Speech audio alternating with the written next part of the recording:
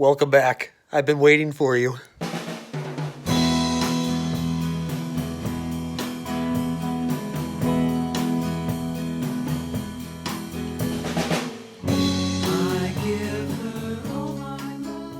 Got that little beauty today.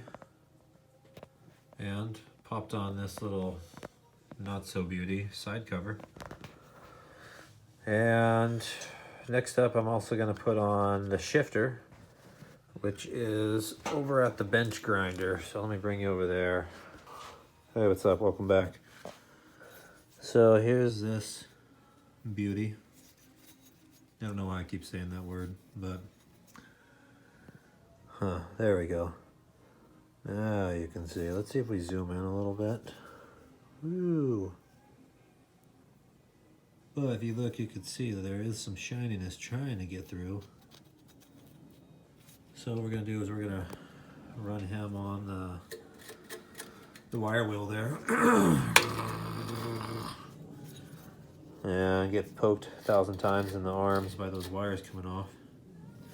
And I'm going to set it up on a little tripod thing here. It's actually a microphone stand. And we'll try a little time lapse for the first time ever on Lyle's garage.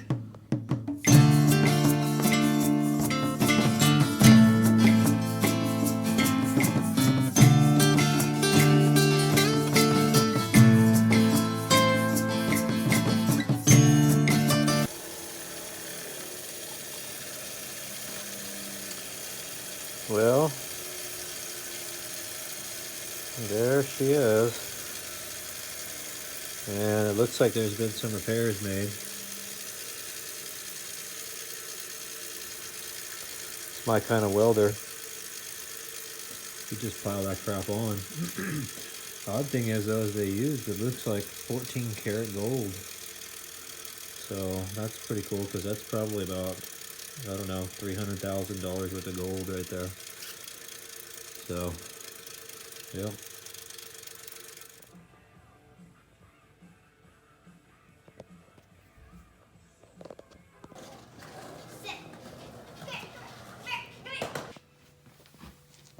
Got the kickstand all de-rusted and cleaned up. I even found some random spring. I'm not sure what it went to. Maybe a brake drum, I think, from Ford. And I twisted the hook around so it was the same angle as that. And bada bing, bada boom. Solve that. Also got this rear fender mounted up. Got that original hardware cleaned up. Even these little acorn nuts shined up pretty nice. And we were able to get all of the dents out of the fenders. I don't know if we mentioned that yet. So it needs to have a big old dent right here. Now it just has a bunch of hammer marks, but you can see by the reflection of the light, it doesn't really alter much. It just has got little scuff marks there somewhere. So, a few more things done. I think next we're gonna go ahead and try to put our exhaust back on. There she is, all prettied up. Oh. So it went on pretty well. Luckily I didn't have to take the tire off, so that's usually the hard part, is taking off an old tire. So pretty. It's amazing how just that one thing makes a bike look so much better. So we just gotta wait for the brake drums or brake shoes. What are they called? Yeah, brake shoes, there we go. To show up in the mail, and they're currently in New York, and hopefully they'll be here in like, I don't know, a week. And coming today, supposedly, it should be a seat cover. I hadn't really wanted to pull the motor out and redo anything inside of that because I'm lazy or just didn't really want to. I don't know. You can see there's a lot of crust on the bike. I had planned on just getting it running and drive it, but she started doing this pretty bad. And when you get under here, you can see there's some drippage right there. Bloop. And right there, bloop. So I figured I might as well just pull that little thing out. Excuse me. We'll just edit that burp out later. There's only about maybe 15 bolts in here and like 20 different things hooked up to it. So it's probably only going to take me an hour, I'd imagine, to get all this stuff out. Presto.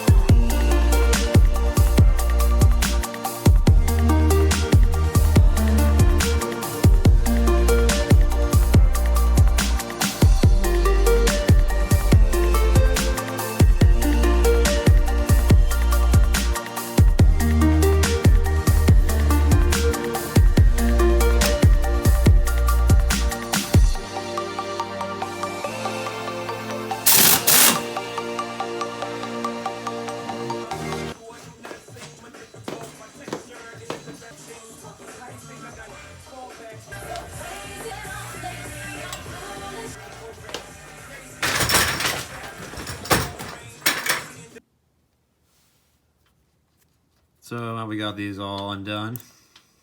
Just go ahead and sit here and fumble with this for a little bit, and then come to some conclusions about your life, and then it'll finally come off.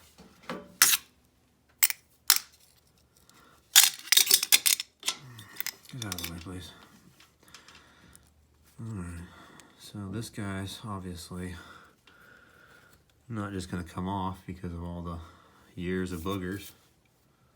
So we'll scrape them off and we'll get them off real quick and come back in 2 seconds. 1, 2, presto. And just like that, it's magically gone. Huh? So maybe this is a good time to introduce you to a little friend of mine, although I'm not sure of its name. This could be called Brakes Loose Faster. You ever heard of Brakes Loose Faster? You ever heard of PB? Powerful Rust? You ever heard of Work It Like a Pro Blaster? Or perhaps it's called Big Shot, industrial size. You ever had some Big Shot? This can is the most confusing can besides one of those weird, I don't know, Lucas ones or something, fuel injector cleaner bottles. They just pack it full of crap, like Mr. Brunner's or Brunner's soap. Anyways, most people call this PB Blaster, but I don't really understand. Like, this is just kicking it here. Anyways, I digress. You spray some of this crap, you know, after you clean up all of the chum off of it. And then, you know, you just kind of massage it around and work it, and you'll feel it start to move, and then you spray some more of this crap, and this just soaks into dry metal or anything that's dry, like dirt or anything. It just soaks right in. And it's kind of like WD-40, but better for this kind of stuff. And then off she'll come. Next up, well, we're kind of actually pretty much free.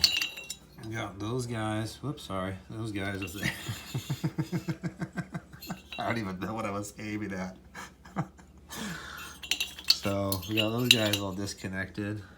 This guy disconnected. No chain. So right now it's just bolts. And 1, 2, 3. Whoa. What the heck? Oh my goodness, it worked.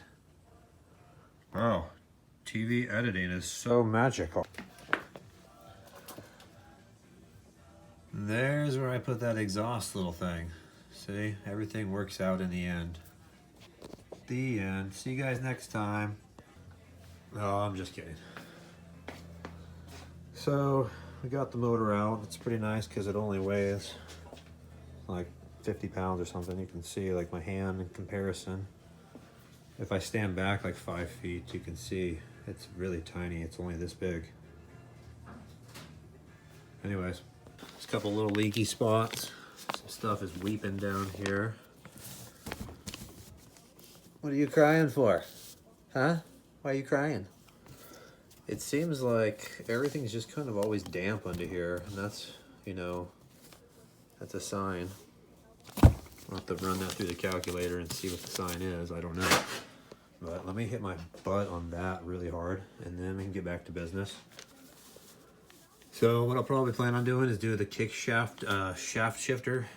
What is this? The kick start shaft little seal. And then I'm gonna go ahead and do the Kickstarter little seal in there. And that guy's always been, well, of course now it's not. Probably hit the towel, but it's always been weeping. So there's all the special information. If you have one of these you're actually doing, you can just hit pause on any of those. You're welcome.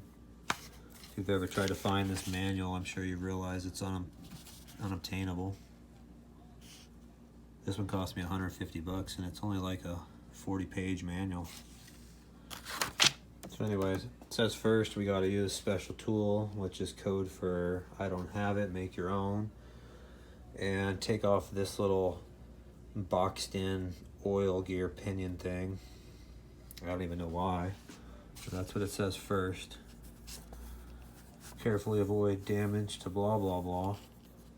And then we got to unscrew this 12 mil bolt sitting in the depths of the clutch little basket or housing, whatever they're calling it. And then we can pop that guy off. We probably can just leave this all assembled. I think, if I remember correctly, this will all come off, the whole basket and everything. So here's my special tool that I came up with. I'm gonna go with the 2014 copper penny, because if it was earlier, that would blow the engine up. And I'm just gonna, let's see, we gotta turn this left.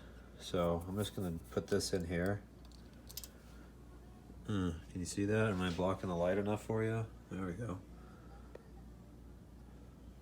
And as this wants to come this way, it just pinches down in the gears right on that penny. And that should hold them tight, so I can get a crescent wrench or whatever you call those things and spin that guy off. So the penny's in there. It's just hard to see because I got crappy lighting in Lyle's garage.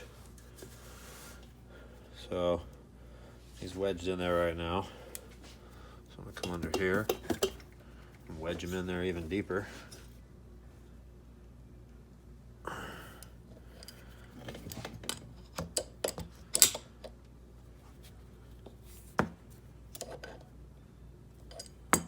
Come on, come on, you can get in there. There you go, stay there. This feels like it's gonna bust my knuckle. I probably should put a glove on. Let me re-angle this. Unfortunately, I did it off camera, but imagine me with this guy just all roar, and then with Hulk-like strength. Shing, shing, shing, shing, shing, shing, shing. And this just fell off. Like that. That's how it went, I promise. So this would have been for the oil injector, which I don't even have, so I don't even think I really need to put that on, except maybe it's holding this on.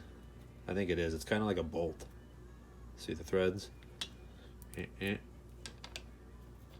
So I think it works as two things. It's a bolt probably to hold this sprocket on to the crankshaft, as well as pumping the oil injector that is no longer on the bike.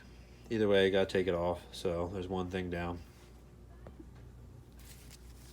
So we'll use the same special tool because it's actually reusable a couple of times.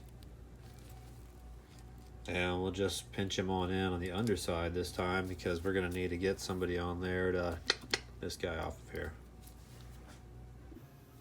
Next up, we're gonna undo this big old mammer jammer. It's a 19 mil. It's on the clutch shaft. And I got my specialty tool in here to hold her down, but I'm also got my glove on so I can hold it too and hopefully give some support to my tool. And we're going to be using the Get Her Off 5000 today. I haven't used this guy in a while. Unfortunately, it says oil daily, and I haven't used it in like 20 days, so my daily oiling has probably filled this thing up with oil. We'll see what happens. So we're going to give it maybe one or two little hug-a-duggas. See what oh! This is what happens with these universal specialty tools. Sometimes, you know, you just gotta... You know what else I should do? Let's just for good times, let's just put this on. Make sure that guy doesn't come flying off, huh? Once he meets Mr. Penny here. 1, 2, 3. All right, success.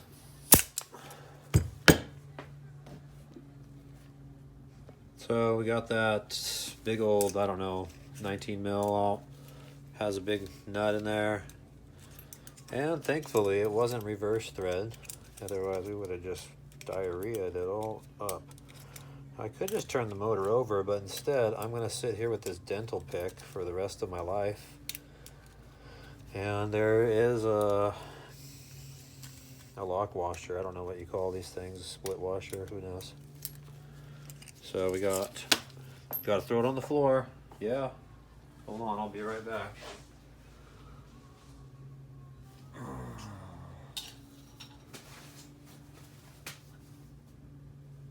Oh, there you are, you son of a bad words. Oh, farthest nether region of the universe. Alright, so we're back. Anyways, so we got that lock washer there. Oh, shit. These bastards. You guys think you're so freaking funny, falling all over the dang place. Oh. Oh. Alright, we'll just edit all that shit out. Oh, goodness. So we got those two guys. I don't know why they're so dirty. Whew. Then we can just take this out of here after we take out the specialty tool.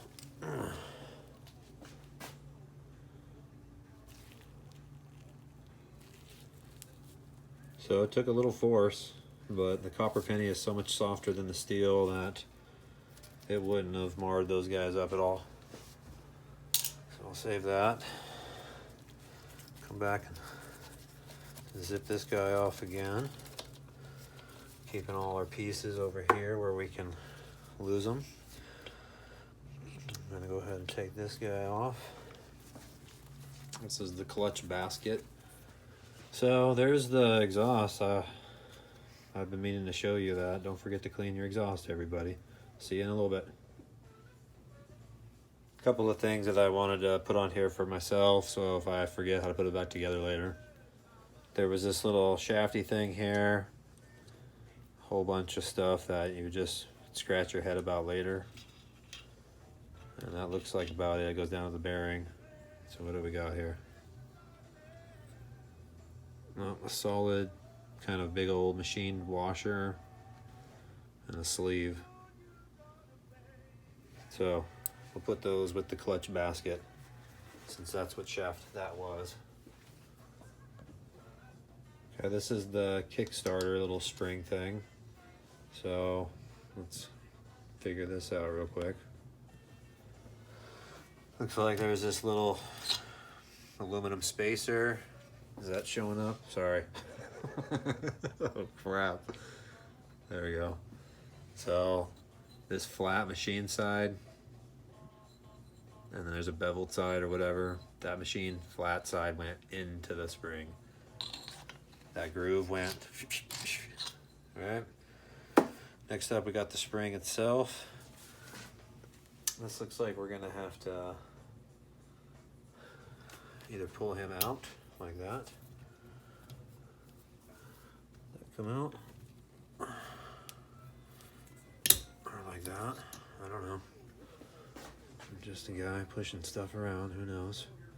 So it looks like that went into this little tiny sphincter. Can we use that word there? I don't know.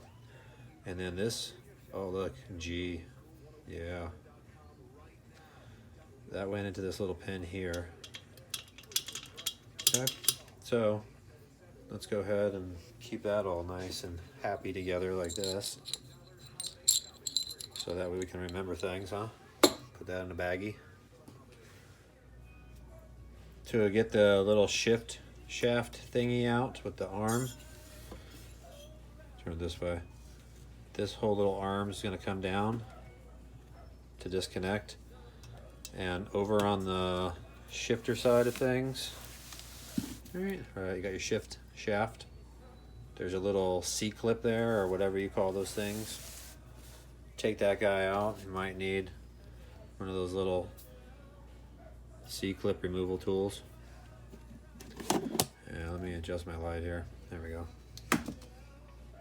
And then that guy's just gonna come on out. Aren't ya? On the inside, I should probably show you this. Let's get you down here. There is a little spring dill that's on this post right here, and that's what gives it the tension, you know. And when that comes out, let's see if we can do this without my finger blocking it. It's gonna snap off of that. So we gotta remember to put that back over that post. Okay, so I'll go ahead, I'll bring that out, and then I think we don't have to take out any of that shift selector stuff. I think that can all stay, but I'll read the manual and then jump on to probably the cylinder and head. So I got the little shifter shaft kind of pressed out a little bit, and I'm not certain what's going to happen when I pull it out, but it's kind of biffed up on this side and it's not wanting to come all the way out. So I figured this is the main thing that's leaking, and this gasket here, so there's not any need for me to really go and risk breaking bolts, taking the case completely in half. That's probably also just my excuses, so that's all right though. What I'm gonna do is, I noticed that I can just go ahead and pull this, so I'm gonna go ahead and just see what happens and get him out of the way. We got our little, what does that look like, an eagle? And we'll just come on in here and see what happens. Yeah, that's that little bastard that's causing all that freaking leaking. So we'll measure that up and go find that on the interwebs. And if you're lucky, I'll remember to drop the part number in case you need the same.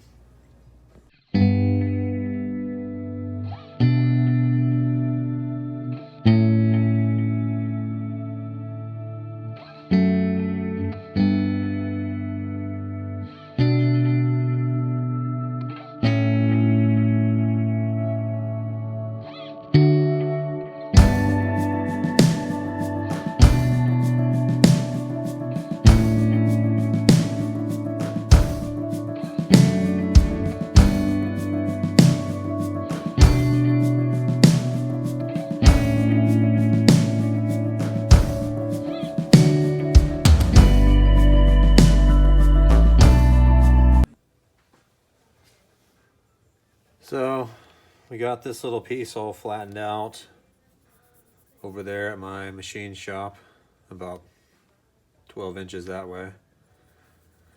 And next thing I gotta do is I gotta cut out a little gasket for it. I think I'm not gonna copy this inside diameter hole. I'm just gonna leave it solid and just copy the outside.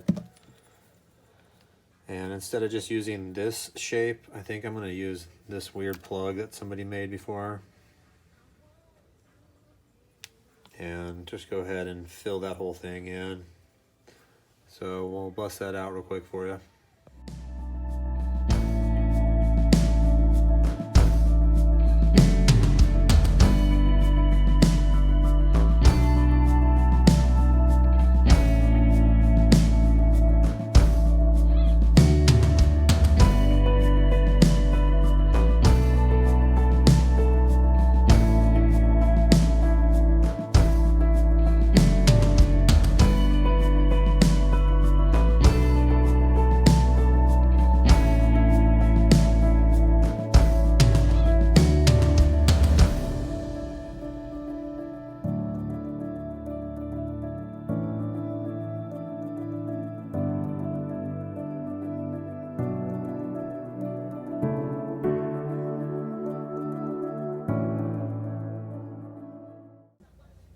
Okay, next up I'm gonna take some 1000 grit sandpaper on a sanding block and just kind of freshen up all the mating surfaces. I also got to scrape off this gasket, and you can even see it. There we go. And it still looks good and everything, but I have a new one, and I have a feeling that this is where stuff was weeping from. Also, there's a drain that I guess they used to have plugs you could buy that would have a foam filter, and that goes up into the carb section of the motor. And in case you had carb overflow, it goes down this little port. It's kind of hard with my finger blocking the light, but in there. And I don't think I can get you in all the way in there. It's not the bolt hole, but next to there, and then it comes out here. And I think there was oil weeping from this little plug that we just saw me do all the crap with. Anywho, so what I'm gonna do, there was also a bunch of oil residue, I think, coming from here, and there's this little protruding lip here where it looked like it got smashed a little. And so if that's causing these surfaces not to mate where there's oil like on this part, then it could weep from there. And I don't really like my bikes leaking, so I'm gonna go ahead and do that there and here and there and so on and so forth.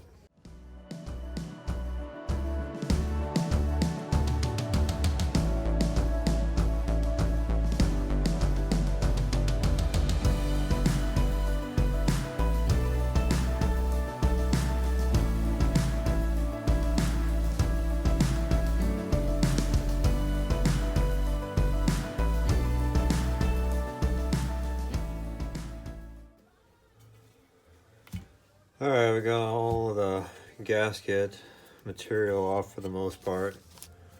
I'll zoom you in, you can see what kind of a job I did here.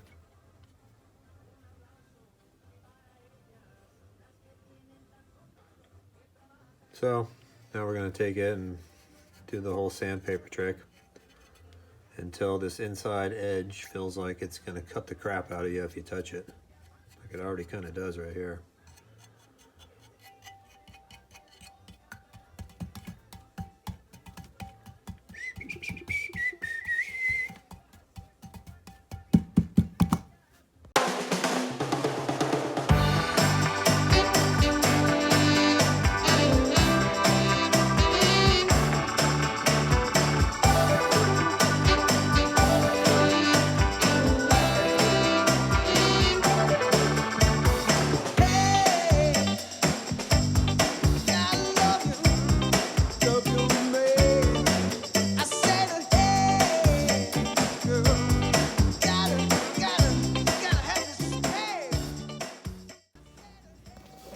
So I got it all cleaned up.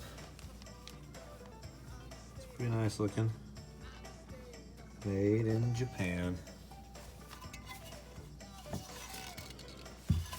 And I even got the outside pretty cleaned up too. I had all that brown crap under here from years of mud.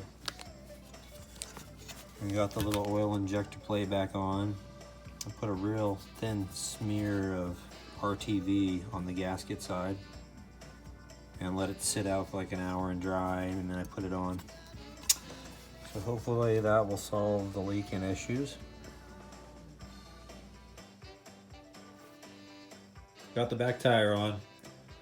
The brakes came, and for some reason I just got excited one night and I put all the brakes in, the shoes, and I mainly just started off to see if they were the same as the old ones, and then once they were, I got excited and one thing led to another and I accidentally popped them in and put the tire on. We got some seals finally for the freaking turd mobile. I got the kick starter seal, which is that shaft there, and we got the shift shaft seal, which is this guy popping out over here. Anyways, right now I'm gonna go ahead and pop the seat off and take some of that nasty fabric off and see what the foam's like, see if we can salvage that. I did get the new crap from eBay, the new cover, seat cover, so we'll put that guy on. See if we can make this turd look a little bit less ugly. Oh, excuse me. I'll edit that out later. Probably not. And as soon as those seals get here, I'll pop everything back in and we'll pretty much be done. Well, here's the seat. I figured maybe I should explain some of this in case this is your first time seeing this. Maybe you want to do it yourself. Typically, the seats usually have these little hinges, and the hinge pin has a little cotter pin. Everything's got a pin, pin this, pin that. So you get a pair of dikes and cut those bastards out. Pull these out, slip the seat off. Yeah, this is what we got. So here's the hinge, little point right here where that little pin went through. Most of these seats, let's see if we can get you under the light here, have these little metal dills that, let's see if we can't undo one together. Basically, you can just bend these out a little bit. Well, I'm probably going to end up stabbing myself. Yeah, there we go. You got to be real careful. And then that little tooth has the seat kind of pulled over it. So as you go around and you uncover these things carefully, it exposes that tooth. Sorry, I'm doing all this on a cell phone, so I'm just trying the best I can here, guys. So basically you go around, you take all of these little tooth covers off, and then to take the old seat off, you could just cut this bastard out. It doesn't matter, you know.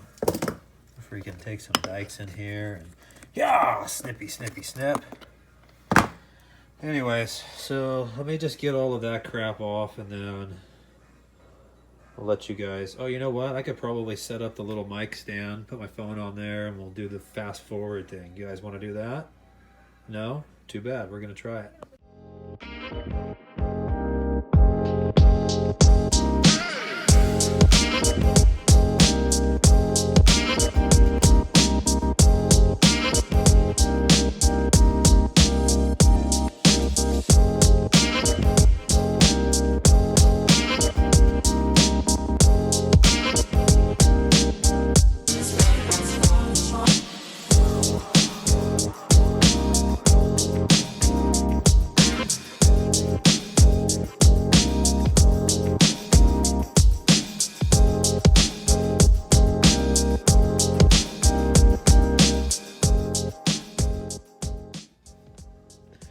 Okay, so that took about 3 seconds to get the top off. But as you can see, the foam on that one side is kind of crappy down by the pan, but I don't tend to sit down there, so that's okay with me. This actually looks pretty good. Very nice, especially if I do this with my hand like this. Doesn't that make it look better to your eyes? Yes.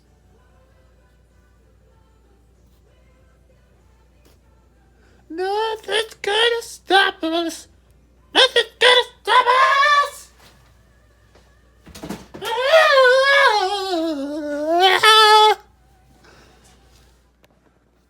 So that's kind of how I usually do that. You got to sing the song too. I don't know why, but that's just the way I was learned. This actually looks really good. It's kind of like one of those Neapolitan ice creams, but no chocolate, just the strawberry and vanilla. And the vanilla is kind of rotting. Yeah. I don't think I'm really going to do much. Normally what I would do is I would definitely try to clean up the pan a little bit, but I kind of like the way that looks. I'm going to leave those cool stickers too. I don't even know what the hell Bardol is, but I'm liking that. So there also used to be a little thingy madigger bobber right here, and that would, like a spring, so you could hold your pack of smokes, I think is what that's for. Is it just me, or is that like the exact size of a pack of cigarettes? Yeah, well anyways, nobody smokes these days, so that's where your vape juice or maybe your blunts goes, I don't know. So we'll keep all that. This one has these nice little rubbers too. Look at it. That one's like super supple. This guy is like super crusty. That's all right. So I think we're just gonna leave all of this dirt on here. I mean, we got that much dirt off of it, so that's cool. So let me go ahead and get a little clean work area, because you don't want to put on something clean, you know, like a new seat cover on this kind of freaking caca. Okay, so here is our seat, a little bit cleaned up. We got some clean freaking packing paper, whatever that's called. Here's our actual seat cover. And this point here is going to be the nose or the front. And then this big area back here that says Kawasaki is obviously going to be the tailpiece. So what we want to do is we want to start either on the front and work our way back, which is I think how you're supposed to do it. But I've ended up a couple seats having the logo be a little bit crooked. So after I throw that on the floor a couple times, pick that up, there we go. So I think what we're gonna probably do is start on the back, and we'll get all of that crap super snugged in there. And then we'll go to the front, get the front snugged in there, and then we can pull the crap out of the sides and just get that thing tight. Tight like some things I can't say on the internet, right? You know what I'm saying. Okay, I got the back all centered. So hopefully it'll say Kawasaki in the right spot. I got those little tabs. Oh, bloody hell. I got those little tabs all buckled in. Okay, next thing I gotta do is I gotta pull it real tight and do the front. And what that's gonna do is that's gonna get it straight, and also it's gonna get it tight. And then I can pull the sides over last to kind of get all the flimsy crap in the middle out. So I'll put it on the fast forward thing, and we'll see you in about 2 seconds.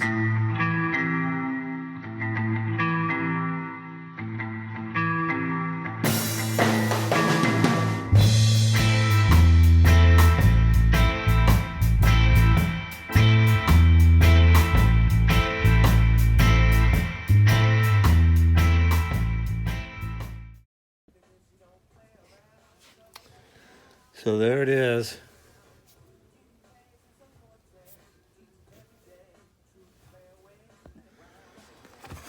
It went on all right. No, not really. It actually didn't. It's kind of a little bit crooked. The Kawasaki looks straight. That's important. But this bead right here is supposed to actually be, or this piping is supposed to be, I think, on that. And there was just a tiny bit left over. And, oh look, I got a little freaking wrinkle action happening, but I don't even care.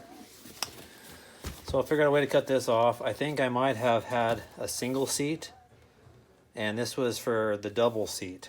It all looked the same to me, I don't know. So evidently this cover was way too long. So this whole front panel piece, I'll just probably have to find a crafty way to cut off. Or just hack it off, I don't know. Anyways, that's pretty nice, huh? Yeah. Beauty. Well, there she is. Ah, sorry, I just tripped. Pretty nice, huh?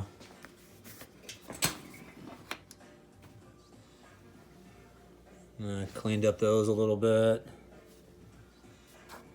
Lubed up that guy a little bit.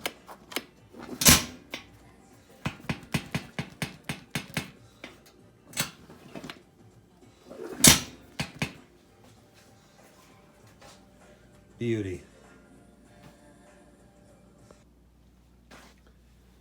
Okay, so next up I'm going to be attempting to do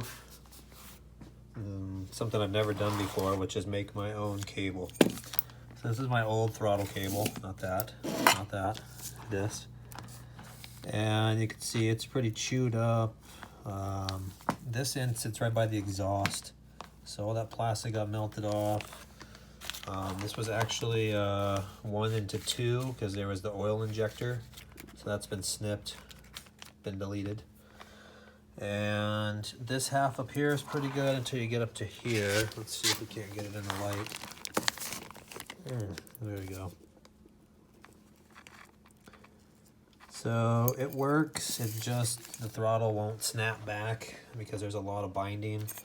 There's also the cable inside has a couple kinks or bends that I tried to undo, and although it does come through the cable pretty easily, the little steel wire on the inside is probably rusty, and in fact you can see a bend right there. So I've got this little kit of treasure that I purchased from a gentleman. It's got all this stuff for making cables, and I've never used it. Paid like $100 for this whole kit of all these different sizes, and it has tons of stuff. So it looks like it's made by this company named Vinhill, probably the UK. I don't know if that's what this part number is or what, but it's got, with this little kit, it's got the black, you know, the outer tube. And it actually has this vinyl or some material, I don't know, plasticky type material that goes on the inside that works as like a sleeve and probably keeps moisture and rust off of the steel cable. So I don't know, I'll just explain it a little bit. I've never done this, so obviously I don't really know what the hell I'm doing, but these I think are called barrels, and basically you try to find, you know, that same size barrel, and then this side has a little tiny nipple, which I think is one of these guys, and these things go, are little caps that go on the end. So I'm gonna try to get this all together, and then I'll turn it back on and show you what kind of Frankenstein thing I built. Okay, I got my first cable ever made.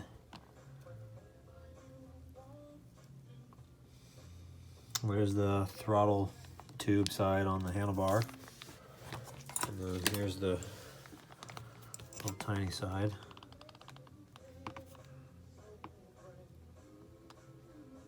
Came out pretty well.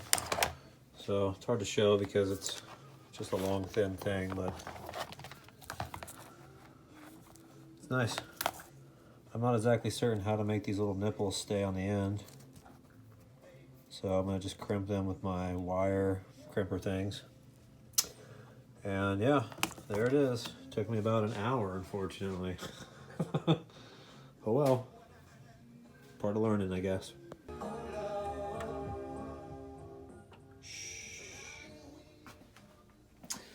Got some good news for everybody.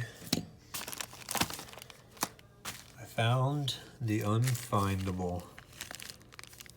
This genuine parts made in Japan 92049-1249er is going to be the one for the shift shaft. There's the old and the new. Beauty. I also found out that on the outside, inside where the chain goes, there's a rubber bushing there that goes on the shift shaft also. So this would be stuck in that last case, well, second to last let's just bring it over here. That would be stuck right in there. And then right in this area, so under the total outside case, I guess, goes this weird rubber thing that I've never seen. And that's the 13171 blah blah blah blah blah, whatever. Hit pause if you need to see that. And none of these bikes I've seen have ever had this, but evidently this pops on that. And it looks like it keeps the chain from hitting it and all the grease. Probably also keeps that shaft that's so far out that you step on, maybe a little more balanced and pinched between the cases. Those are my theories, at least. I don't really know. And then we also got the Kickstarter one, which is this guy right here that we're about to take out. And that's going to be a 16/24/4, which means the inner diameter is 16, outer is 24, and then it's 4 millimeters thick. Boom. So we got our seal puller 5000. Pop them out, and then we'll put those in.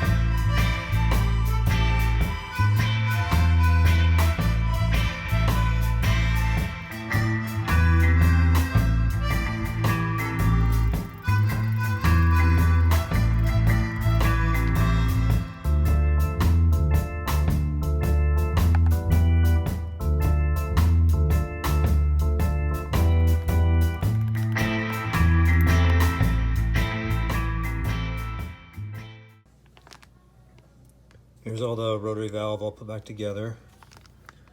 Got that sleeve with the notch cut out for the pin, and then we got the rotary valve itself. And then we got a new O-ring. It says there 114, so I guess that's 114 millimeter.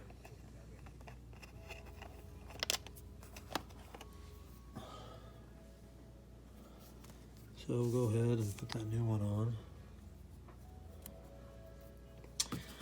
And then next up we got, I think, the rotary valve cover, and then all of these little gears and sprockets.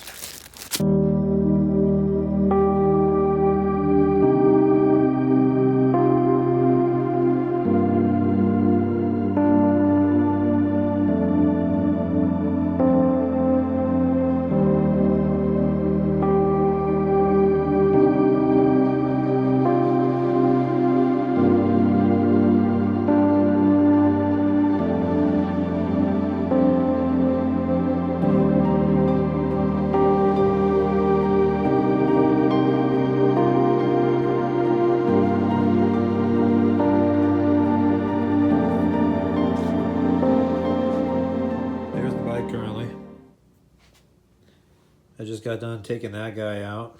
I don't know if I've shown that yet. I probably just got done showing that, so you probably already know that. Anyways, so put that all back together with the seals. And it doesn't seem like it leaks anymore, so that's nice. And put that all back together and got the bike running, but the Kickstarter would just stay down when the bike ran. So I had to take all this crap back off and excuse me, just edit that out. And the spring, I guess I had to actually preload the spring before I stuck it in the hole in the shaft. So if you put one of those back together, make sure that spring's not just all, you know, loosey-goosey. You have to put it in the little bottom hole, and then the hole that's on the shaft, you have to spin the spring a little and jam it in. Anyways, so I fixed that problem and put everything back together. I got my little tester cover back on so I can test this out. Got exhaust, everything working, brakes are all working, clutch, everything. So last thing I gotta do is I gotta finish hooking up the fuel line, and I was putting the chain on. And this sprocket is a lot smaller than the other wheel, so there was a lot of extra slack. And then I remembered it has this extra little link that comes with the bike, so I took that off, and it still has so much slack in it. So I had the adjuster, and I was just adjusting it just a little bit, just giving it a tickle, and it busted on me. So there he is right there. Bastard. Can't believe you did this to me. So in case you don't know what that is, that's this piece that goes on the axle, is threaded through, and then it holds back here on these little teeth pieces, or I don't know what you call these.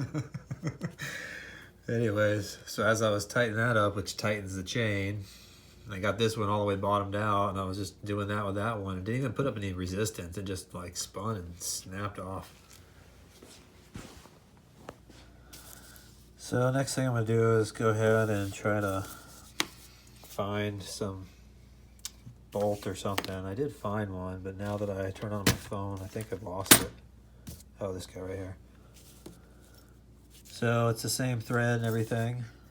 So I'm gonna have to get a hacksaw. We'll cut that guy off and see if we can't metal glue it together. I ended up changing the screw or the bolt. Instead of using this, I found this guy. I think it's probably more steelish. I don't know. I put them on a magnet, and this one sticks more than that, so I'm thinking that's probably going to weld to this guy a little better. So the plan is to hacksaw that off, and then we'll weld that on there. And I'll let you know how it goes.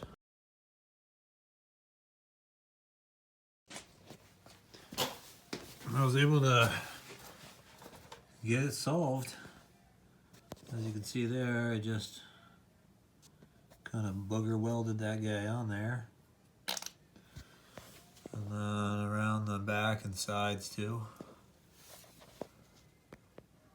Wow. Ended up having to cut out a link out of the chain too, because this rear sprocket is just so much smaller than the other one. I couldn't get it ever adjusted. So I think I'm gonna just hook up the fuel and then go take it for a little test rip up and down the street, see what it's all about.